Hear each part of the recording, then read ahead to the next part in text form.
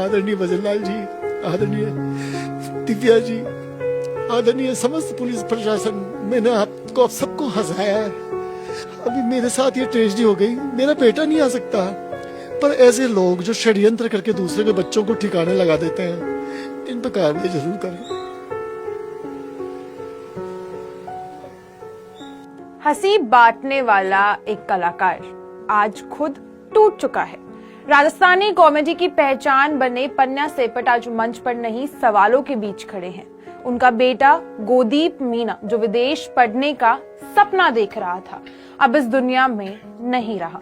सवाल सिर्फ एक, मौत का नहीं, सवाल उस दबाव का है जो चुपचाप युवाओं को तोड़ रहा है। आज की स्टोरी में हम जानेंगे पन्ना सेपट ने बेटे की मौत के बाद कौन कौन से राज खोले। राजस्थान के मशहूर कॉमेडियन दीपक मीना, जिन्हें लोग पन्ना सेपट के नाम से जानते हैं, उनके बेटे गोदीप मीना ने जयपुर में एक होटल के कमरे में आत्महत्या कर ली। हालांकि उनका बेटा पंचतत्व में विलीन हो चुका है, लेकिन पीछे कई सवाल छोड़ गया है। पुलिस जब इस मामले की जांच करती है तो पता चला कि गोदीप ने मोबाइल लोन ऐप्स के कर्ज ले रखा था। लेकिन जब हमने इस मामले पर उनके पिता से बात की तो उन्होंने कहा, देखिए, लोन हर जरूरत व्यक्ति लेता है, मैंने भी लिया है, सभी लेते हैं। शायद बच्चे ने भी लिया, लेकिन उसने चुकाया भी, उसने दिए भी। मेरे से शेयर करता था ना वो बात कि 30,000 रुपये का कुछ ऐसा लिया है, तो मेरे से एक बार मांगे, मैंने दे दिए, उसने चुका दिए। और बाकी का जो मेरा वाला भी था वो देखता था, क्योंकि मेरे को नहीं आता। मैं कई जो होती है ना, मैं अभी उसको जाना था, बाहर के लिए तैयारी कर रहा था, तो लोन वोन के लिए कर रहा था, तो वो उसमें लोन वोन में उसको परेशानी हो रही थी, क्योंकि वो मेरा क्या बोलते हैं वो, हाँ, वो मेरा ठीक नहीं था जी। तो वो बच्चा अपने स्तर पे कर रहा था, बाकी उसने नहीं लिया। उसने 30-35 हजार रुपये लिए और वो उसको चुका भी दिए थे, मेरे को बता दिया था उसने। वही जब हमने उनके पिता से पूछा कि पुलिस इस पूरे मामले को सुसाइड बता रही है, तो उन्होंने कई खुलासे कहे। साथ ही कहा कि पुलिस अगर इस मामले में तह तक जाती है तो पुलिस को कई अहम सुराग हाथ लग सकते हैं और आने वाले दिनों में वह कई और बड़े खुलासे करने की बात भी कर रहे हैं। नहीं साहब, नहीं भगवान, नहीं।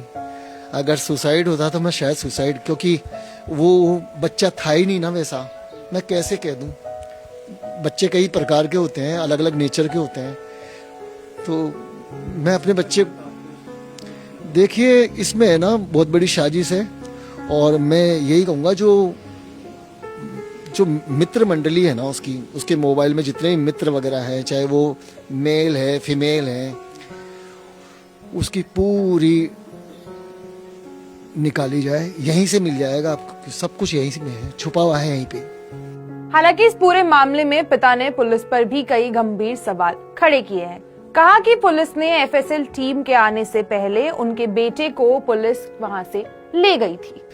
पुलिस को वो क्या जल्दी थी साहब, मेरे मना करने के बाद भी क्यों जल्दी थी? ऐसे तो कई घटना हो जाती, टाइम पे नहीं पहुंचती, वहां पे तो B4 पहुंच गई। ऐसा क्या था?